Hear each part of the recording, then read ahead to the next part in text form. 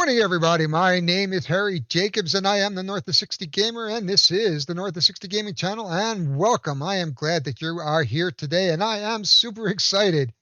It has been quite the week. On Friday, I was stuck in the hospital about 4 hours. My dog had jumped on me, swiped my eyeball with his pointed nails, and took a big chunk out of it. As you can see, I am still got my vision, and so I am good. Uh, but it was very painful for a couple of days, and everything was blurry. So I didn't get a lot done. Usually I do an unboxing on Monday. Sorry, didn't get to it.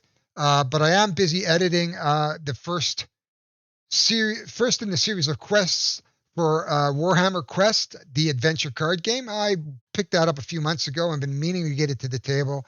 Finally got it to the table. So look for that. I've got about 4 or 5 more hours of editing to do.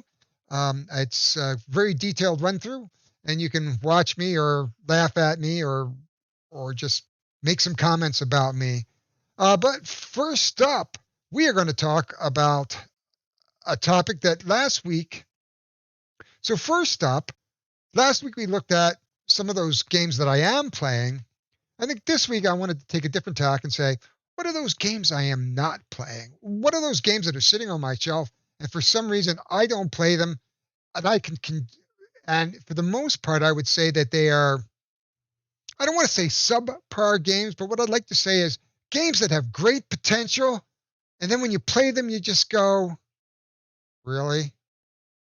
And so those are the games we're going to focus on today. They are in no particular order. This is not a top 5 or bottom 5 of the worst games in my collection. There's just a number of games that just kind of fell flat for me. So without further ado, let's just jump right into 2 segments today besides this intro. Those top 5 or 6 games that I really don't care about that much in my collection, and some Kickstarters. We're going to have some fun with Kickstarters, so let's get to it. So as promised, we are going to start with the first game that I want to talk about. Warehouse 13, the board game, 2019. It was a successful Kickstarter, and I love Warehouse 13. Warehouse 13 was a unique television show starring a couple of my favorite Canadians. However, the game itself, I would compare it to an Elder Scroll type game where you have a bunch of cards where you're looking for artifacts and it's a lot of dice matching. You do move around to different areas on the board. You can visit different parts of the world, all using cards. The game falls flat. I've tried to play it 3 or 4 times now with different people, and we all feel the same thing about it. It's just kind of like, it just doesn't make sense. It doesn't flow for some reason. It should click or feel like it's going somewhere, and at the end it's sort of a cooperative dice chucking drafting mess. So if you've seen this game and you like it, put it down in the comments and say, Harry, I'm blowing wind here, but this game I don't like. I want to like it.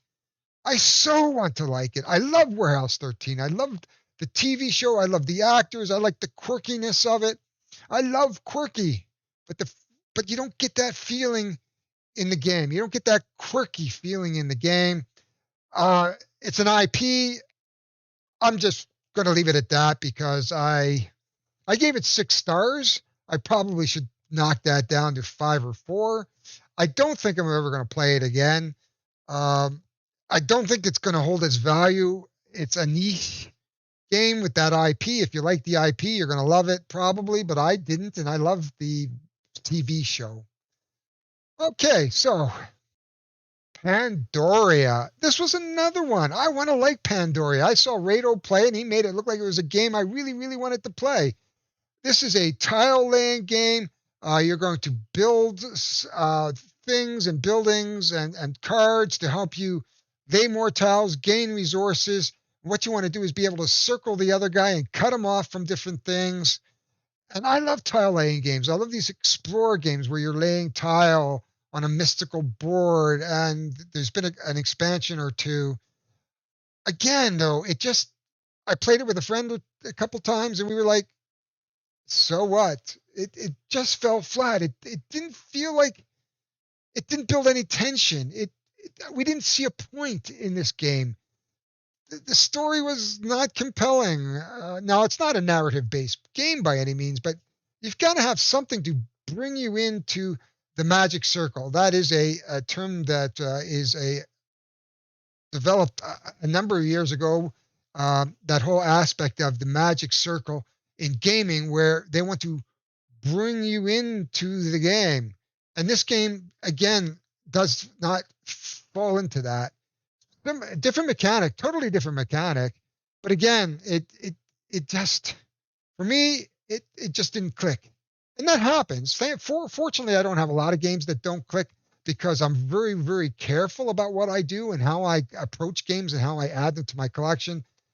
This one, I think I saw Rado playing, and you know what? I love Rado, Richard Ham. He is amazing, but I think his enthusiasm sometimes overshadows the actual value of the game.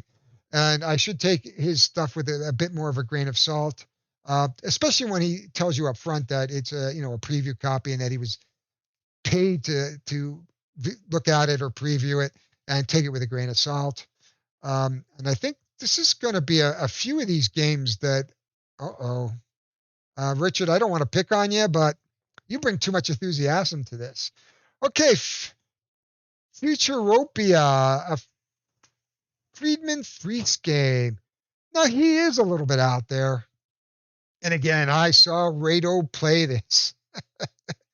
And the idea of the game is that you want to strive for a utopian society by having your robots control all the manufacturing and the heating and lighting while you build upon your living space. And as you build upon your living space, you open up more space for robots to do more things. And it's a polynomial drafting type game where you take different size rooms. No, it's not polynomial, really. It's a sort of a drafting game in which you draft bits of your living space and bits of the robotic spaces, and then you play worker placement. And again, I played this solo, and the solo experience was kind of like, okay, beat your own score, but what am I doing here? It really follows the same pattern. There's not a lot of replay value. I mean, you're going to see the same tiles over and over and over again under the same situations. And it's a game in theory that I think would be good, and maybe I need to try it multiplayer. But as far as solo game goes, it fell really flat for me. What can I say more about it? It's an interesting game. A lot of Friedman Freaks games are kind of, I think, out there. I do love Friday, though I have never won that game. I've come close a couple times, but I've never won that game. This is Futuropia. It's another game in my collection that kind of went, nah. Now here is another one, Gardens of Babylon. Now this is a tile laying game. So if you like tile laying games, let's just see if we can bring up a really nice picture of it. There it is. There's the board. You will move your workers up and around the board, cascading flowers, building the tower. As you can see, you will not draft, but select tiles from a pool of tiles as they come, and you build the tower up, and you make more and more points as you build your color flowers towards the top here. There we go. You can see your workers. The workers are actually meeples. They are not these plastic things, probably because I have a deluxe version. I want to like this game too. Again, we've played it with 3 and 4 people. It's okay, but it kind of falls flat in a way of tiling. There is a give sort of take that attitude as you build, and then you cascade down, eliminating the other guy's flowers and putting your flowers in his place. And he does the same thing. It's very opportunist, and say, oh, there's the space, I'm going to get it, and wipe out the guy below you. And he's looking at you like, because he's just worked to gain all those points, and now he's just lost a pile of points. It's not that compelling solo either as well. I want to like it. I like tile laying games, but this one again fell flat, and I don't think it's going to get much play in my collection. Again, if you disagree with me, please let me know why. Tell me what you like about the game. Um, this isn't really about what I like or dislike. It kind of like there's aspect of this game that I like. I love the tile laying. I love the fact that you can cascade your flowers and wipe out the other guy. But the game is just annoying. And I wake up and I'm like, oh, I'm gonna have 50 points. I got no points now. What the heck? And you got 70 now. So this game is swingy. What else can I say about it? I'm not saying it's a bad game. I'm just saying it's fell a little flat for me. Here are the big ones that fell flat. Enchanters. If you know about Enchanters, that it's a Mythic Games. There was a little trouble with the shipping. I finally got my game months after everybody else did, but you know, this is a big company. There were some quality control issues, and if you were a follower of this, a lot of people were miffed because of the color differences of between this and the original game. I got it all in, so I wasn't too bad off that way. I have played it a few times. I've played it solo. I've played it with a couple of people. It's not bad. Again, it's one of those games where you really, really want to like it. It is a filler. You're going to build your staff of missing doodads, and you're going to collect. It's a tableau building game. You're going to build your tableau out. You're going to try to get the most victory points. You're going to try to kill some monsters. You'll get some special powers as you go along in the game. And when the decks run out, it's over. One of the big problems why it falls flat, if you're playing with new players, is they're not familiar with the cards. They want to read the cards.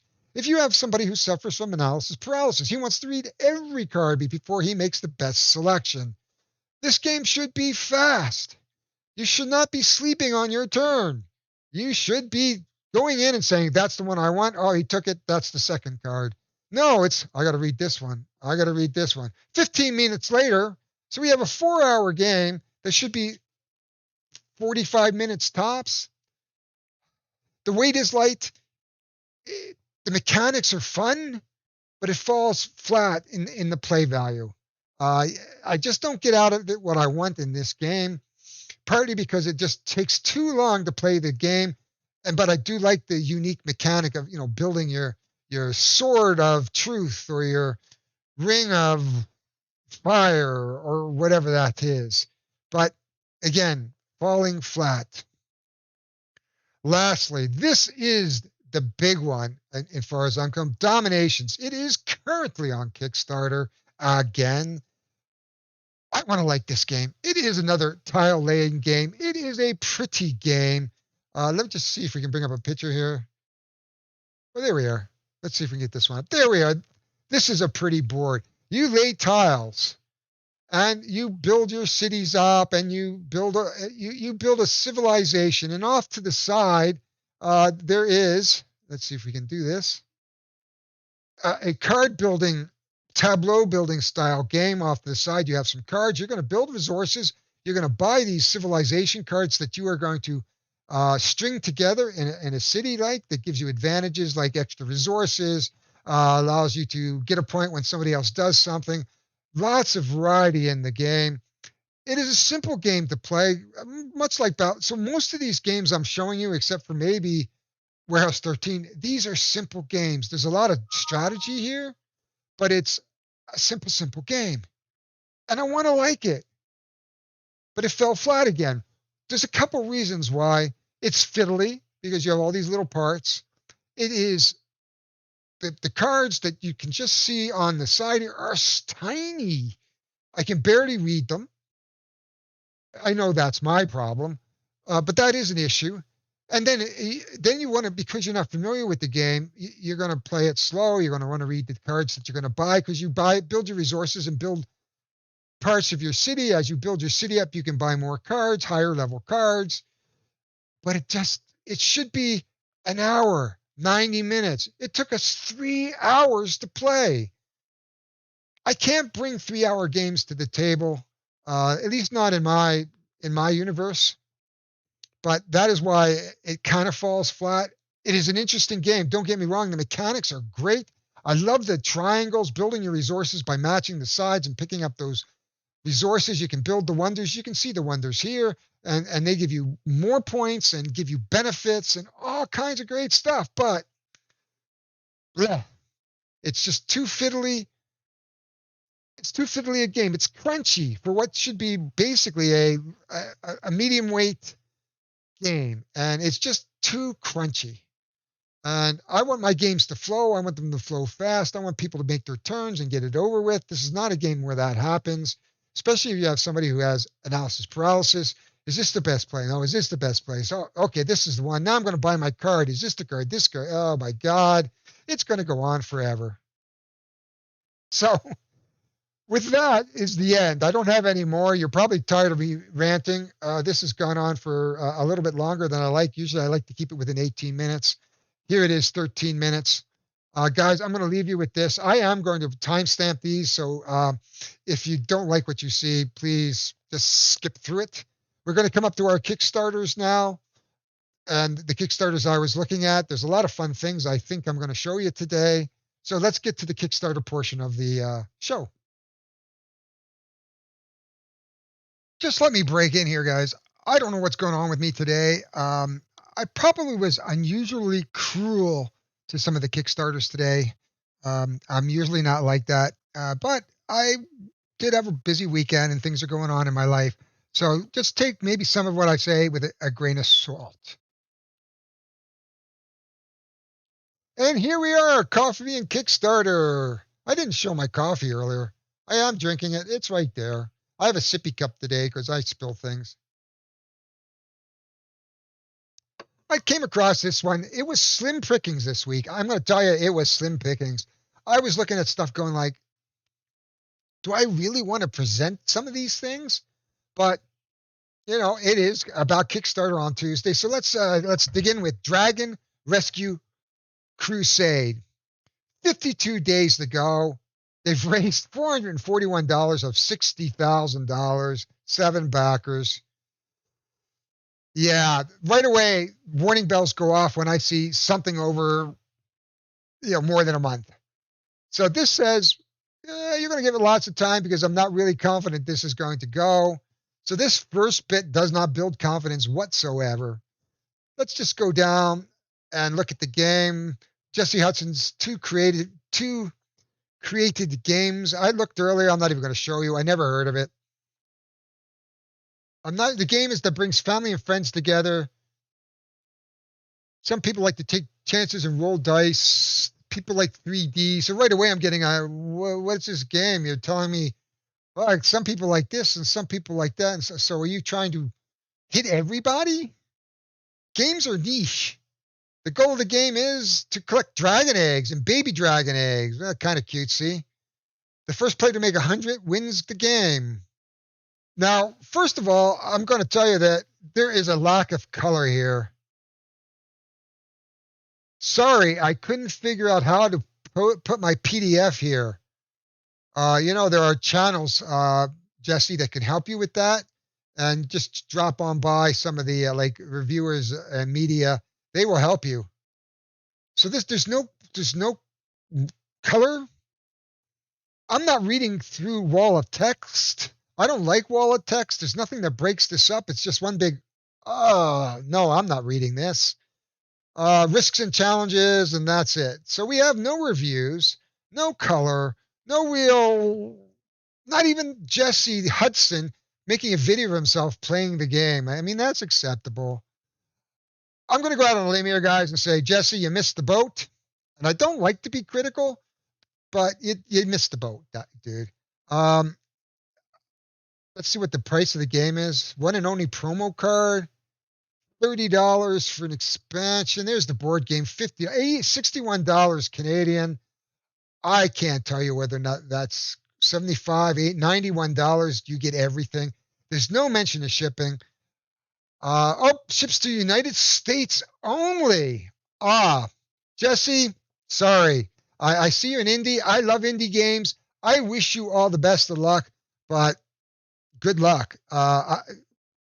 What more can I say about this? This is not a campaign that I would back based on what is going on here today. What I see today turns me more off on the game than on. Though the board, when I first look at it, looks, hey, that looks interesting. What's next up? Magical Kitties Level Up. Now it is backed $93,000. Now I looked at it because, first of all, I'm not a big cat fan, and I thought, it's got to be cutesy. So I thought I'd just show you a cutesy game. Okay, Magical Kittens. You're cute, you're cunning, you are fierce, and it's time to level up. Oh, it's a reprint. Oh, okay, so it's a reprint of the game of Magical Kittens Save the Day. Okay, you power up. The components look interesting, though I can't really see them. Gameplay basics. You save the day. One player known as the GM, Game Master, has a very special role. You have 3, cute, cunning, and fierce. Okay, I am like just looking at this, trying not to gag too much. And I'm glad he's backed it. I know I'm being overly critical. I think I'm having a bad week. Some color books, some rewards. Oh, we got some stretch goals, but we got add-ons. It looks okay, but there's nobody telling me about the game. Oh, here it is, Magical Kitties. Okay, it looks like a trailer. Or it looks like, oh, we have some Cats in World. I have no clue who that is. I would be myself. I look at this and go, I know this is not a game I'm going to want to back. It's just too cutesy. Not a big fan of cats. The big thing is I don't see any real reviewers that I know, and so, but people back cute. That kills me. Sight unseen, people back cute. You know, if you do something with kittens or dogs or something, you're bound to actually fund the game. Atlas Games has created 9. I'm curious, guys. Let's take a look at some of these other created games that he has done. Oh, of course, Gloomier. Okay. Dice Miner, Gloom Game of Thrones. Okay, so we know where he's at. I mean, I know Gloom and Gloomier. I don't think I backed this one just because of the cost. Okay, fair enough. It's just me then, folks. Take it with a grain of salt that I wasn't too thrilled with the game, and just cuteness. Here's one called Euborea, Spell, Axe, and Loot. 26 days to go, third-time creator. It's a story of men and women who struggle to survive. There's numerous goals, which enjoyed watching the action of humans betting on the best. Betting on the best? Is that a typo? Maybe betting on the best. Okay, it looks like a hex-laying game. Colors are kind of damp, but that's okay. Each player explores the board trying to fulfill tasks. Great. Okay, that's a game that I've played before. Let's see. An overview of the materials. Looks kind of plain Jane. For 2 to 5 players about exploration, fighting, and development. Okay, there's some cooperative rules. Okay, those are the stretch goals. There's the board. I'm not in love with the artwork. Fun to play. Well, there's a full game through. 45 euros for shipping. The game is 45 euros. I don't know what you're thinking here, dude, but, no. I think you've set it the goal low enough that you might actually back in the 26 days that are left here. But, sorry, I'm getting a leg cramp, guys. But the game itself, no. 45 euros. I have said this before. There's got to be a way to do something that it doesn't cost as much to ship the game as it does to buy the game. 90 euros for this game. And in euros, that's $150. This is not $150 games, folks. That's my opinion only. If I'm wrong, go for it. If you're one of those 49 backers, please let me know. I'm not going to spend too much time on Mosaic. It's already up at 500,000. It's already backed. This is a civilization building game. It's been covered by just about everybody. The game overview is a solo player. I'm intrigued by this game. Do I have Rise of no? I have a game coming similar to this. It looks very very interesting though. I mean I think I have it saved. Yes, indeed I do. Wooden cubes and butts. Cubes and tokens and coins, miniatures, a six player, a solo mode, more efficient player board space. I think if we go down, I think it's been covered by just about everybody. It looks like it's got great replayability, great solo.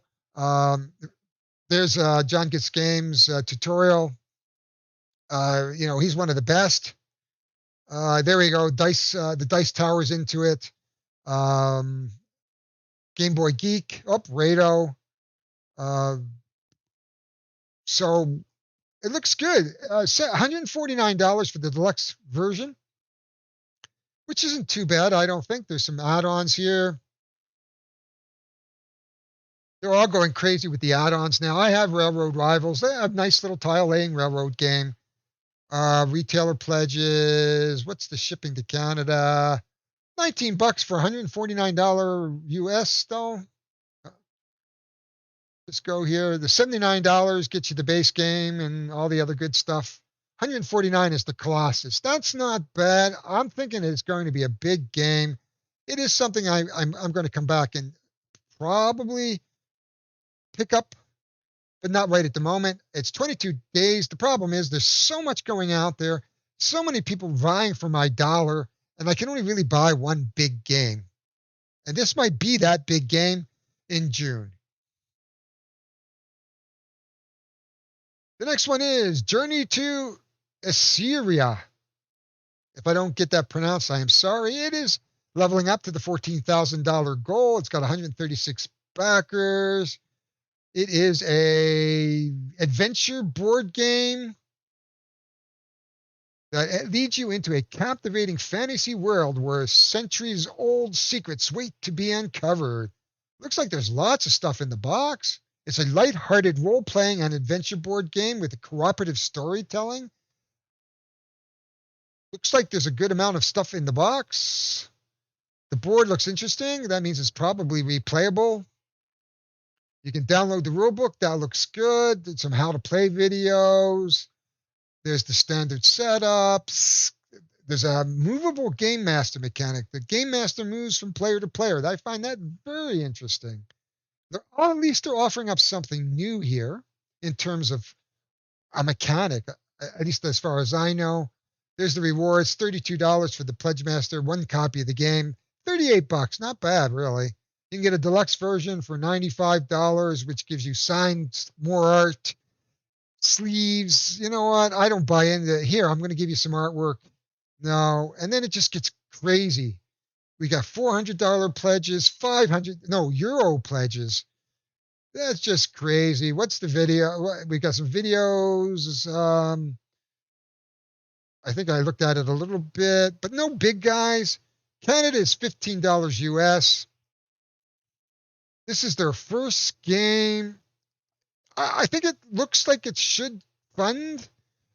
I'm a little concerned about the quality perhaps of this game is going to be at $14,000. It's going to be a short run game, I'm sure.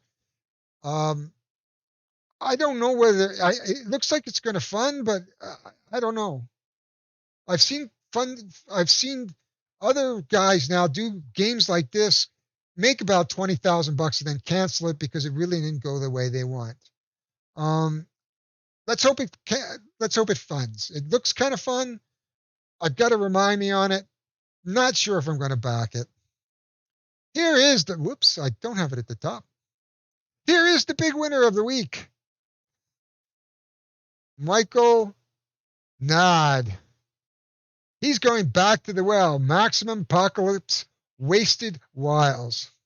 I can't say enough of the goodness that comes in with this game. I have all the expansions, both and the big box that came out. What used to be a game that I could take with me because it was rather small print in a plain old box now is in this big, huge box that I can't even carry. Uh, but the one thing Michael now can do is keep my wallet nice and light because I backed this. There was no hands down that I was not going to back this game.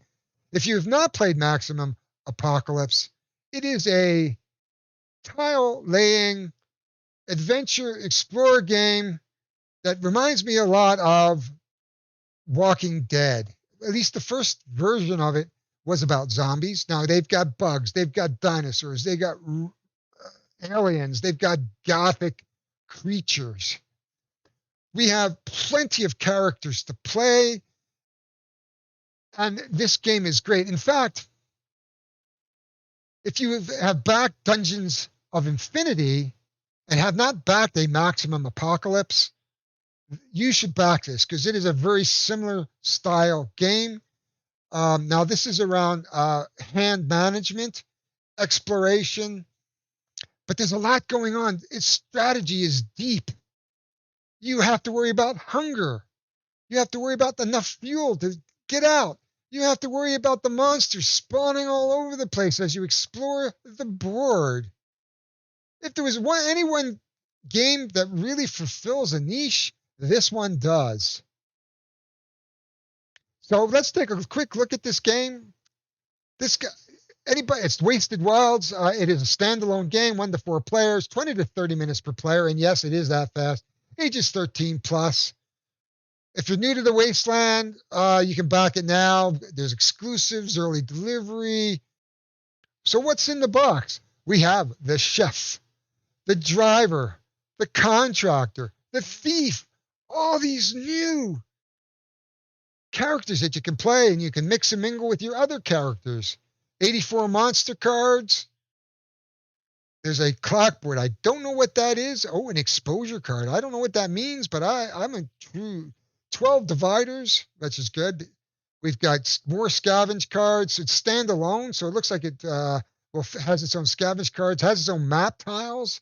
I'm sure you'll be able to mix and match the two games as you want, but this looks like very much a standalone game. A campaign mission log, learn to play rulebook.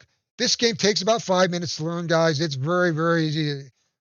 It is very, very easy to play.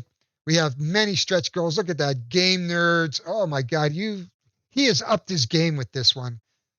And the minis, new tiles.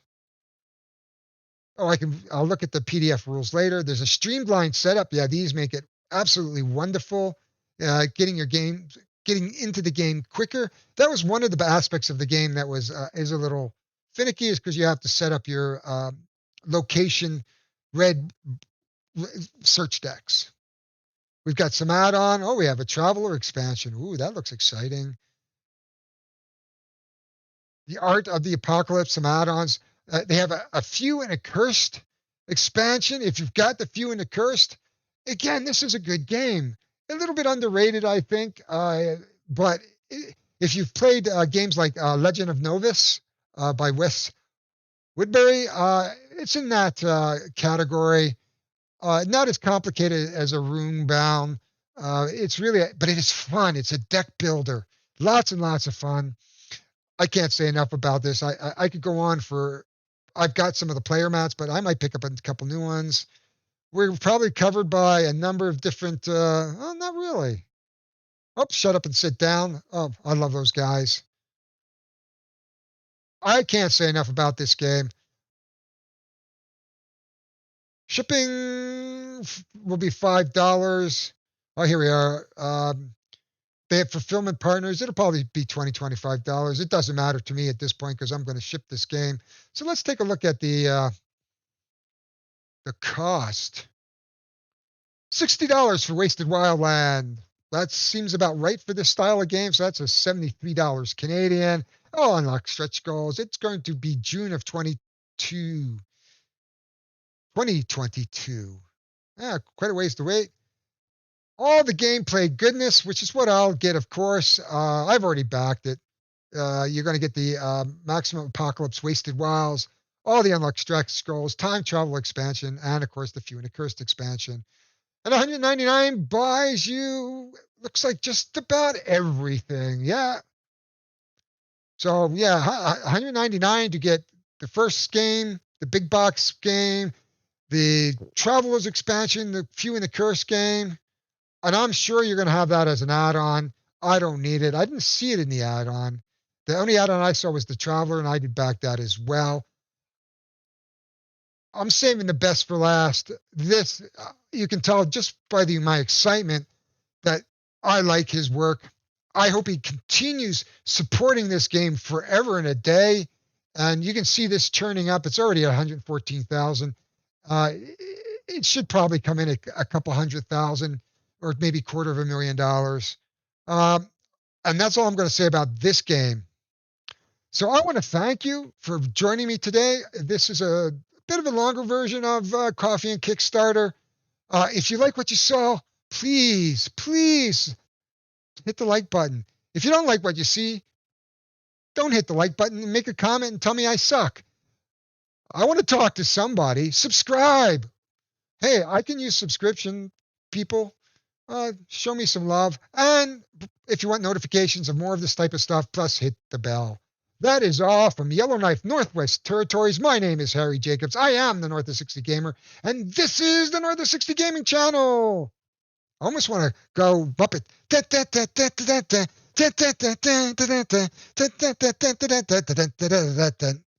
I'm out of here, folks. It's the coffee. It's got to be the coffee.